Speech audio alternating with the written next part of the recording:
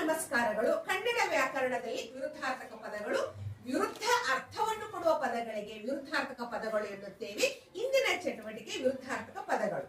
ಅಮೃತ, ವಿಷ, ಅನುರಾಗ, ವಿರಾಗ, ಆಸೆ, ನಿರಾಸೆ, ಆಚಾರ, ಅನಾಚಾರ, ಅನುಕೂಲ, ಅನಾನುಕೂಲ, ಸಜೀವ, ನಿರ್ಜೀವ, ಅಚಲ, ಚಲ, ಸದ್ಗುಣ, ದುರ್ಗುಣ, ಕಷ್ಟ, ಸುಖ, ಜ್ಞಾನ, ಅಜ್ಞಾನ, ಪಾಪ, ಪುಣ್ಯ, ಸುಪ್ರಸಿದ್ಧ, ಕುಪ್ರಸಿದ್ಧ, ಸ್ವರ್ಗ, ನರ್ಕ, ಭೂಮಿ, ಆಕಾಶ, ಹಗಲು, ರಾತ್ರಿ, ಹುಣ್ಣಿಮೆ, ಅಮಾವಾಸ್ಯೆ, ಸರಿ, ತಪ್ಪು, ಜಯ, ಅಪಜಯ, ಮರಣ, ಜನನ, ಹುಟ್ಟು, ಸಾವು, ಆದಿ, ಅಂತ್ಯ, ಸ್ತುತಿ, ನಿಂದೆ, ಬೆಳಕು, ಕತ್ತಲು, ಆದಾಯ, ಖರ್ಚು, ಸುಖ, ದುಃಖ, ಗೌರವ, ಅಗೌರವ, ಪವಿತ್ರ, ಅಪವಿತ್ರ, ಮಡಿ, ಮೈಲಿಗೆ, ದೂರ, ಹತ್ತಿರ, ಮೇಲೆ, ಕೆಳಗೆ, ಗಿಡ್ಡ, ಉದ್ದ, ಶ್ರೀಮಂತ, ಬಡವ, ಶತ್ರು, ಮಿತ್ರ, ಬಲಿಷ್ಠ, ದುರ್ಬಲ, ಅತ್ತ, ಇತ್ತ, ಜಿಪುಣ, ಉದಾರಿ, ಲಾಭ, ನಷ್ಟ, ಹಿಂಸೆ, ಅಹಿಂಸೆ,